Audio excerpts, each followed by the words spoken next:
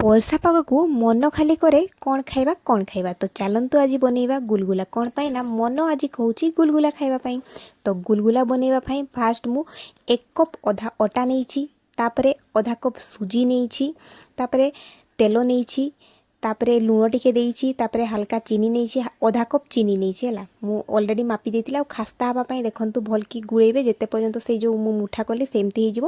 ଆଉ ହାଲକା ହାଲକା ପାଣି ଦେଇକି ଏଇଭଳିଆ ପର୍ଯ୍ୟନ୍ତ ଚକଟିବେ। ତାପରେ 15 ମିନିଟ୍ ରଖିଦେବା। ଆଉ ଏପଟେ ତେଲ ଗରମ କରି ନେଇଛି। ତ ତେଲ ଗରମ ହେଇଗଲା, ଛୋଟ ବଲ୍ ଗୋଟେ ଦେଇକି ଦେଖୁଛି ତେଲ ଗରମ ହେଇକି ନାହିଁ, ବହୁତ ଗରମ ହେଇଯାଇଛି। ତ ଟିକେ ହାଲକା ସ୍ଲୋ ଫ୍ଲେମ୍ କରିଦେଲି। ତାପରେ ଏବେ ଗୁଲଗୁଲା ଛାଣିଦେବି। ଦେଖନ୍ତୁ ମୋର ଗୁଲଗୁଲା କେତେ ସୁନ୍ଦର ଦିଶୁଛି। ତାପରେ ଏପଟ ସେପଟ ଟିକେ ଭିତରଟା ସିଝି ନଥିବ, ତେଣୁକି ଟିକେ ଆପଣମାନେ ସ୍ଲୋ ଫ୍ଲେମ୍ କରିଦେବେ। ମୁଁ ଭୁଲି ଯାଇଥିଲି, ତେଣୁ ମୋର ଫାଷ୍ଟ ଗୁଲଗୁଲାଟା ପୁଡ଼ି ଯାଇଥିଲା। ଏଇ ଦେଖନ୍ତୁ କେତେ ସୁନ୍ଦର ଖାସ୍ତା ହେଇଛି ଗୁଲଗୁଲା। ଆଉ ଯେଉଁମାନେ ବି ମୋ ଚ୍ୟାନେଲକୁ ସବସ୍କ୍ରାଇବ୍ କରିନାହାନ୍ତି ଜଲ୍ଦି ଭାବରେ ସବସ୍କ୍ରାଇବ୍ କରିଦିଅନ୍ତୁ। କ'ଣ ପାଇଁ ନା ଏବେ ବି ମୋର 100 ସବସ୍କ୍ରାଇବର ପୁରା ହେବା ପାଇଁ ବହୁତ ହିଁ ବାକି ଅଛି। ତ ଜଲ୍ଦି ସବସ୍କ୍ରାଇବ୍